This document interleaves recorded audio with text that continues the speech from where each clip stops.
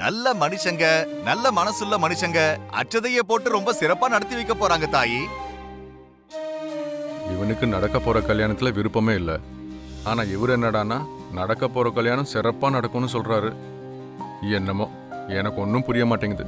நீங்க அத பத்தி கவலைப்படாதீங்க ஐயா, எல்லாமே சிறப்பா தான் நடக்க போகுது.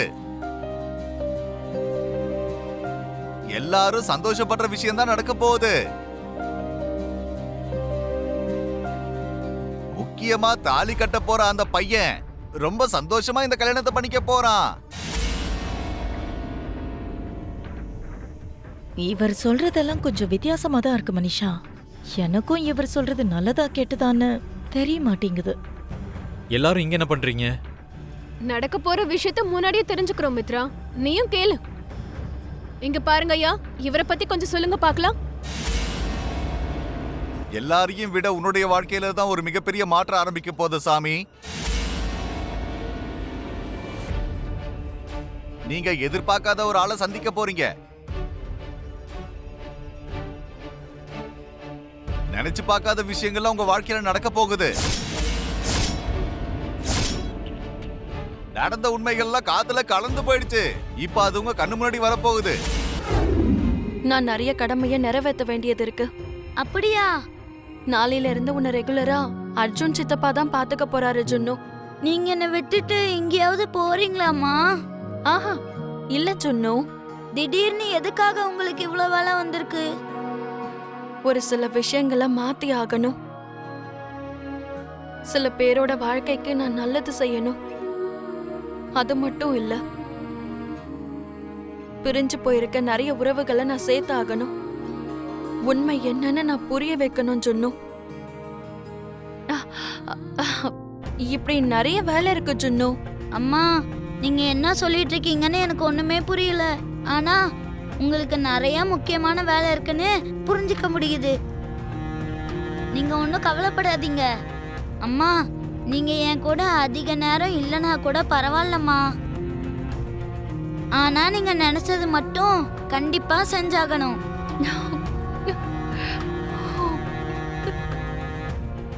ரொம்ப தேங்க்ஸ் ஜுன்னு. தேங்க்ஸ் எதுக்குமா? என்ன நீ புரிஞ்சுக்கிட்டதுக்காக. நான் உங்க பையன்மா.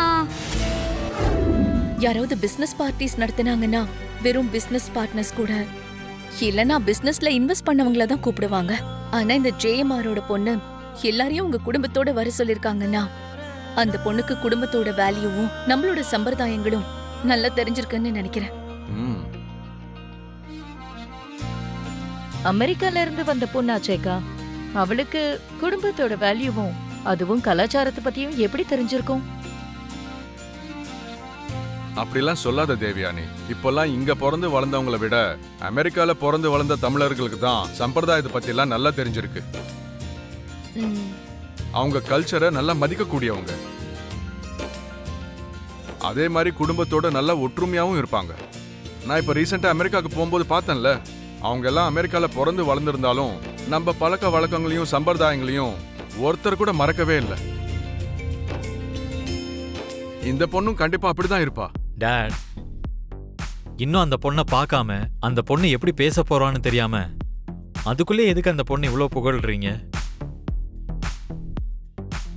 இன்னும் நம்ம பார்க்க வேண்டியது நிறையா இருக்கு, புரிஞ்சுக்க வேண்டியது இன்னும் நிறையா இருக்கு. அது வரைக்கும் அந்த பொண்ணை பத்தி நீங்களா ஒரு முடிவுக்கு வந்துடாதீங்க. நீங்க எல்லாரும் ஒரு முடிவுக்கு வந்தாலும் வரலனாலும் அந்த சம்யுக்தா எப்படிப்பட்டவ, அவ பேச்சு எப்படி இருக்கும், நடவடிக்கை எப்படி இருக்கும், ஆல்ரெடி அதெல்லாம் மனிஷாவுக்கு நல்லா தெரியும்ல. ஆன்ட்டி எதுக்கு என்ன இந்த மாதிரி மாட்டி விட்டாங்க? மனிஷாவுக்கு எப்படி தெரியும்? மனிஷா அமெரிக்காவுல படிக்கும்போது இந்த சம்யுக்தாவும் மனிஷாவும் ஒன்னா தான் படிச்சிட்டு இருந்தாங்களாம். ஹாய் லக்கி, எப்படி இருக்க? ஐ அம் ஃபைன் டீச்சர்.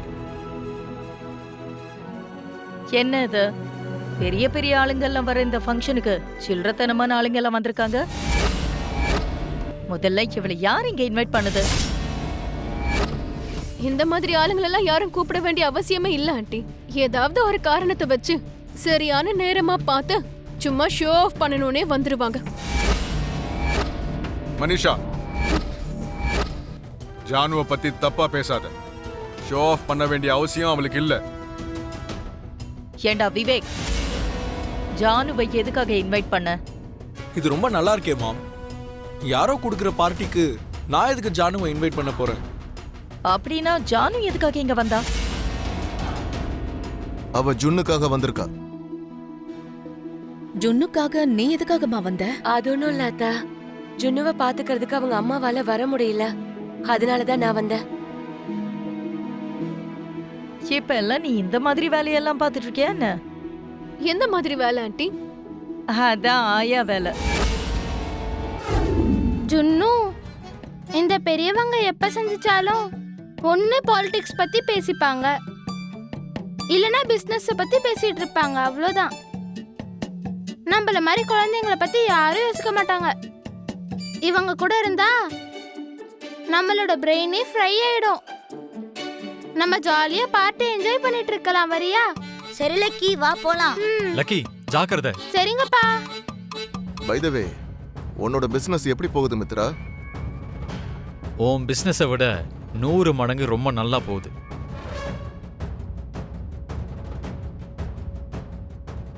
மித்ரா பேசுறது எதையும் நீ பெருசா எடுத்துக்காத அர்ஜுன். சொல்லப்போனா அவன் ரொம்ப நல்லவன் தான். ஆனா போட்டின்னு வந்துட்டா சின்ன பிரச்சனை கூட அவன் பெரிய யுத்தமா நினைச்சுப்பான். பரவாயில்ல ஆண்டி, என்னால புரிஞ்சுக்க முடியுது. Please carry on. வாப்பா. I'll call you back. What is this Mitra? அடுத்தவங்க கிட்ட தன்மையா பேசணும். நம்ம யாருங்கிறத நம்ம வேலையில காட்டணும். அதை விட்டுட்டு வாய்க்கு வந்தபடிலாம் பேசக்கூடாது. எதை பத்தி பேசிட்டு இருக்கீங்க டாட்? கொஞ்ச நேரத்துக்கு முன்னாடி நீ அர்ஜுன் கிட்ட பேசின விதம் எனக்கு சுத்தமா பிடிக்கல. பிசினஸ்னு வந்தா நமக்கு நண்பர்களும் இருப்பாங்க, போட்டியாளர்களும் இருப்பாங்க. நண்பர்கள் எல்லாம் உதவி செய்வாங்கன்னு அர்த்தம் இல்ல. போட்டியாளர்கள் நம்மளுக்கு விரோதியா இருக்கணும்னு தேவையில்ல. எல்லாரையும் சரிக்கு சமமா பார்த்துக்கிட்டு போயிட்டே இருக்கணும். அர்ஜுன் கிட்ட அவ்வளவு கடுமையா பேச வேண்டிய அவசியம் என்ன வந்தது? என்னமோ டாட், எல்லார் விஷயமும் வேற, அர்ஜுன் வேற. அர்ஜுன் வேறன்னா எதனால? இப்ப இந்த ஊர்ல எல்லா விஷயத்திலையும் தடையா இருக்கிறது, என் கூட போட்டி போடுறது அர்ஜுன் தான். அதனால அர்ஜுன் கிட்ட என்னால சாதாரணமா நடந்துக்க முடியாது. எதுவும் நடக்காத மாதிரி இருக்க முடியாது. மித்ரா, நான் என்னோட அனுபவத்துல சொல்றேன். நாம சாதிக்கணுங்கிற வெறி மனசுல இருந்தா போதும். அத நம்ம அடுத்தவங்களுக்கு காட்டணுங்கிற அவசியம் இல்ல. பிசினஸ்ல ஜெயிக்கிறவனும் இருப்பான், தோக்குறவனும் இருப்பான். நாம கூட ஒரு சில நேரங்கள்ல ஜெயிக்கிற லிஸ்ட்ல இருப்போம், சில நேரங்கள்ல தோக்குற லிஸ்ட்ல இருப்போம். அதுக்காகலாம் எல்லாருக்கூடயும் விரோதத்தை வளர்த்துக்க வேண்டிய அவசியமே இல்ல. Dot please. அர்ஜுன் எனக்கு எல்லா இடத்துலயும் போட்டியா இருக்கான். அதே மாதிரி இந்த ஜெயமார் சார் ப்ராஜெக்ட்ல கூட இவன் எனக்கு போட்டியா இருக்கான். அதோட இவங்கிட்ட இந்த மாதிரி நடந்துக்கிறது தான் எனக்கு பிடிச்சிருக்கு டாட்.